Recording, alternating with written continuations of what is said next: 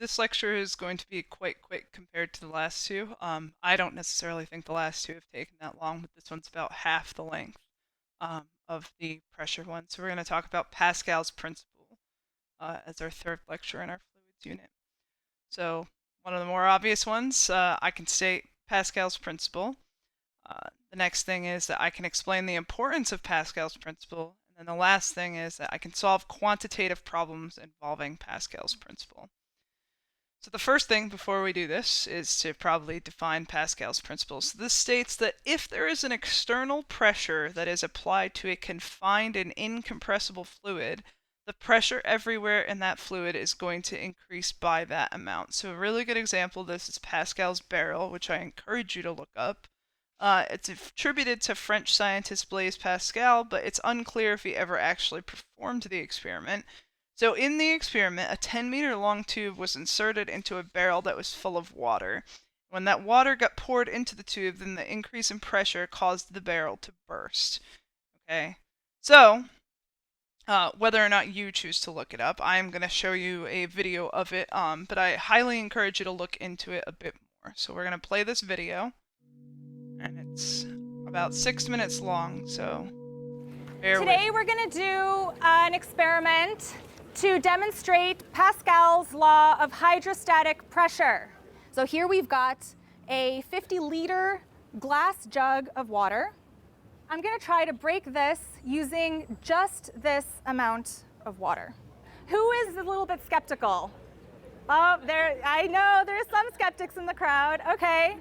How many people here believe that this is going, like really believe that this is going to work?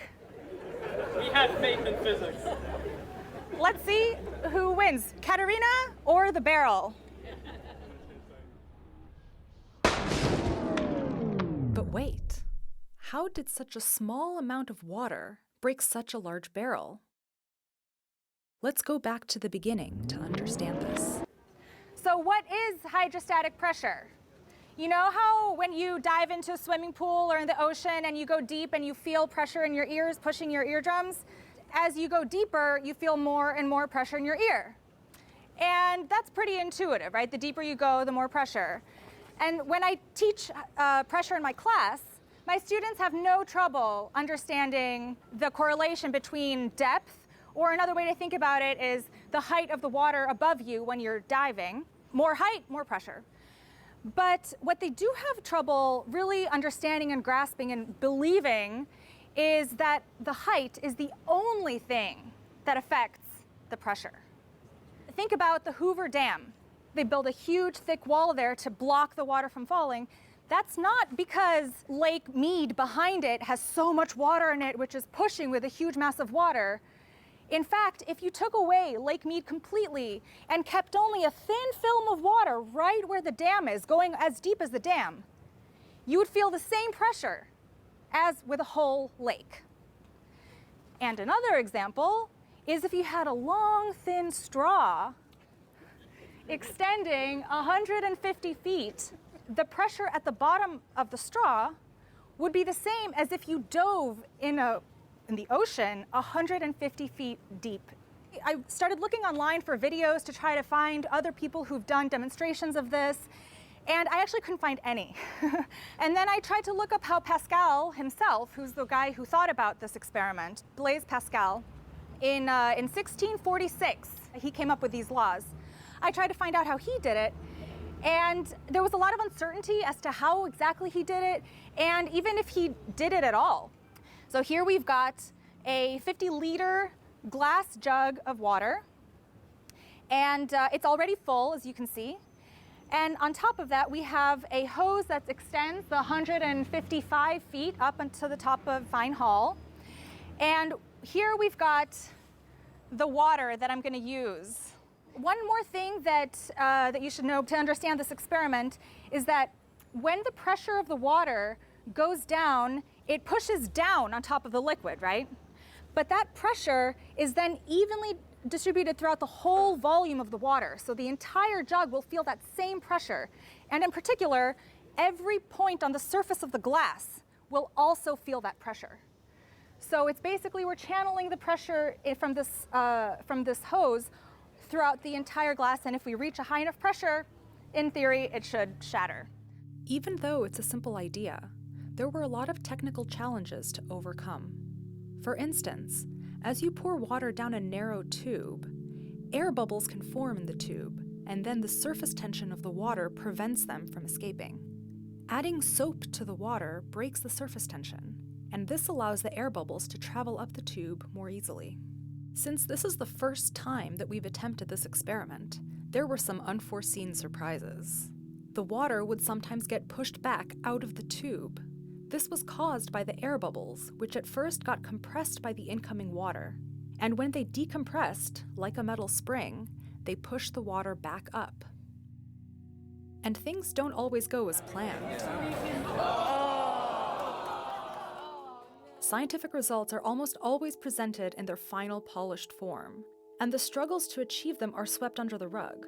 It's important for young students to realize this, so they don't get discouraged when they inevitably hit a roadblock. Perseverance! Perseverance, it will win in the end.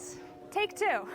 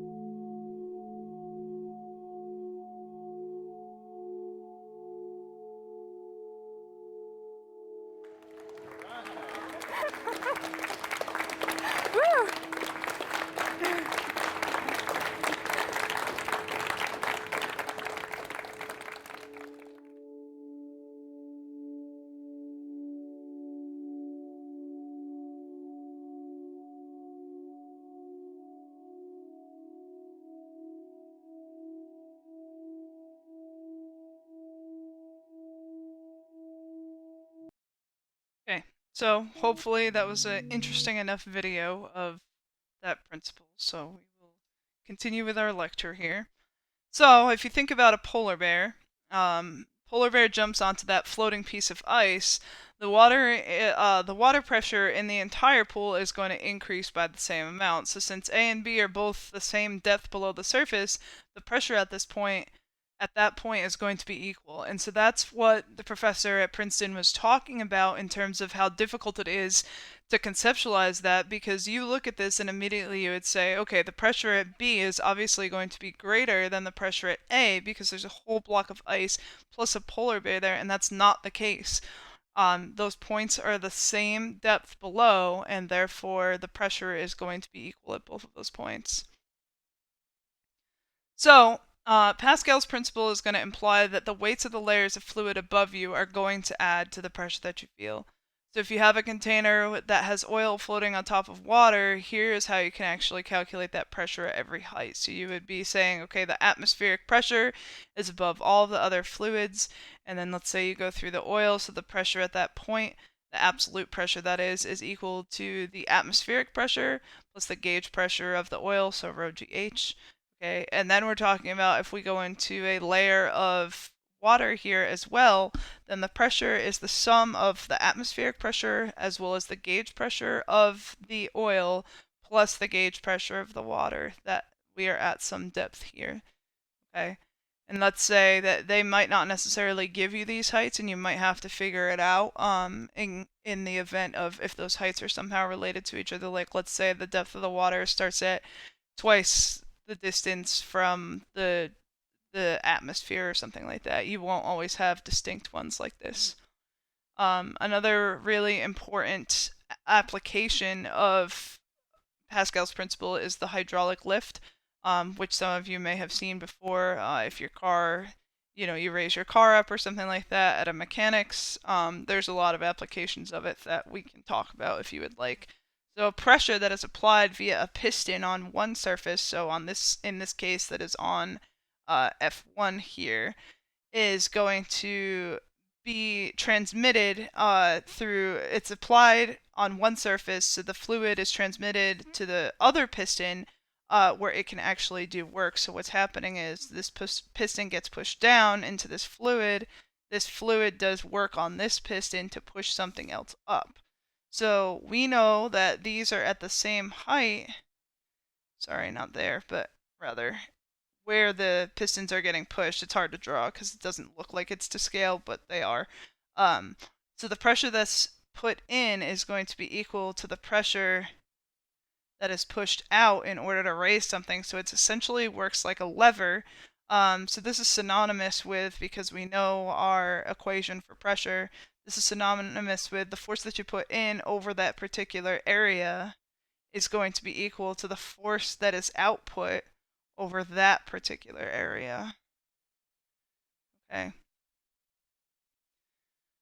So if we continue to talk about the hydraulic lift, we can look at this and say, all right, well, the result is going to be this small force Fn is applied to a small area, and that results in a large force applied to a large area. And so the work that's done as well is going to be the same at each end. So Fn is applied over a greater distance than F out. Okay, that's also really important to remember because we know that work is equal to force times distance. So that means that Fn would have to be applied over a greater distance because it is a smaller force. So in order for work in to equal work out, d in would have to be greater. So we could talk about some examples here. So in a hydraulic lift, the large piston has 5 times the area of the small piston. So the large piston exerts a force that is going to be what? So the large piston is going to exert a force that is 5 times greater. So I can show you this mathematically. We're going to call in is small and out is the large piston. Okay.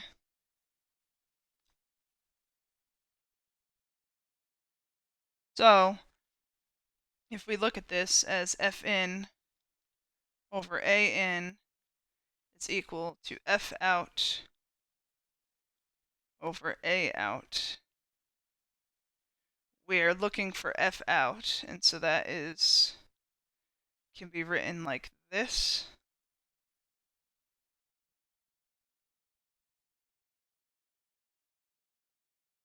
And we are told that the area out is equal to 5 times the area in. We don't actually know these numbers, but it's important that I know the relationship between them, as has been the case in a lot of the problems that we have done over the past year.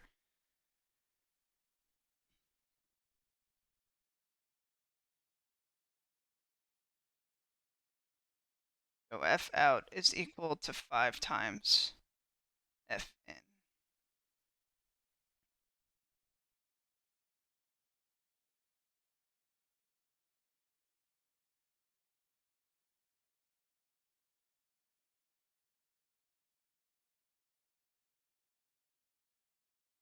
So a small piston of a hydraulic lift that has an area of 10 square centimeters and its large piston has an area of 100 square centimeters.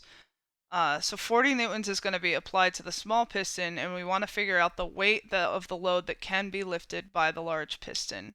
So essentially we're looking for F out. So we're looking for how much force could we actually hold with that large piston. So your first reaction here might be, oh no, centimeters squared, I have to change this to meters.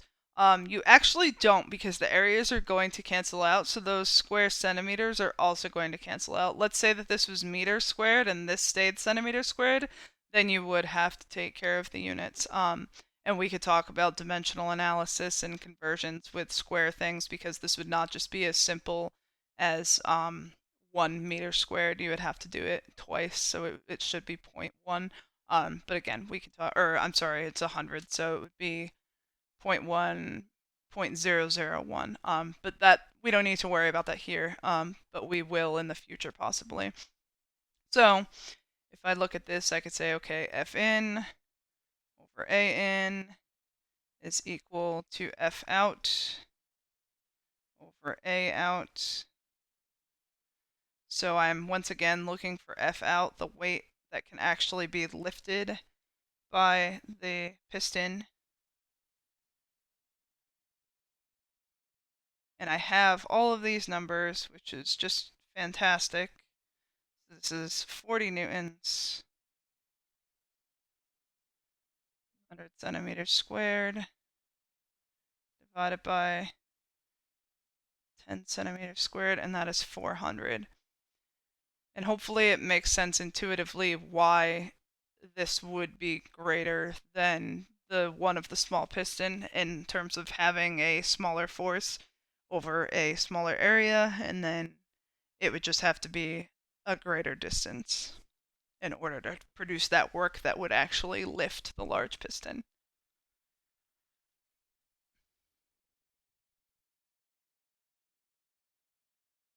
Okay, this one's going to be a bit more complicated of a problem, but we will go through it. So the small piston of a hydraulic lift has a radius of 15 centimeters. I'm going to call that R in. Okay. And the large piston has a radius of 30 centimeters, so I'm going to call that R out. A 50 Newton force is applied to the small piston, so that is F in.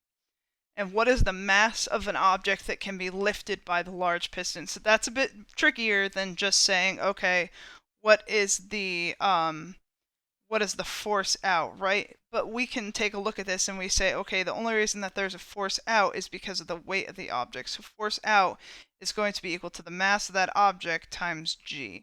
So just one additional step in this problem, as opposed to the previous two problems that we've just been calculating F out. We also have radius rather than area, which is good to know, so we need to take care of that as well. So if I rewrite this, so let me write my initial equation, Fn over An is equal to F out over A out. And that means F out is equal to F in, A out over A in.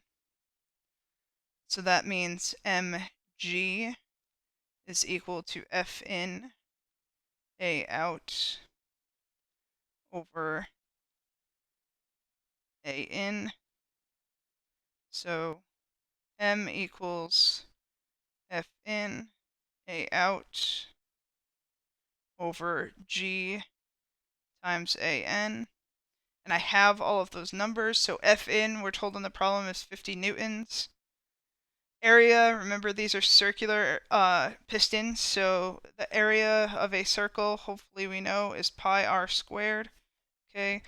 Once again, I can leave this in centimeters because those centimeters will cancel out, but if you're more comfortable changing it to meters, you can do that as well. So this is going to be, that's r squared times pi. Sorry that I wrote r first. Oh my goodness. And then 9.8 meters per second squared times 0.3 meters squared times pi. The pi's cancel. When you calculate all of this out, you will get 20.4 kilograms. Okay. Like I said, a little bit trickier, but really not that difficult, just one additional step. So that is the end of this lecture. I believe that the next lecture is slightly longer, but we will cross that bridge when we actually get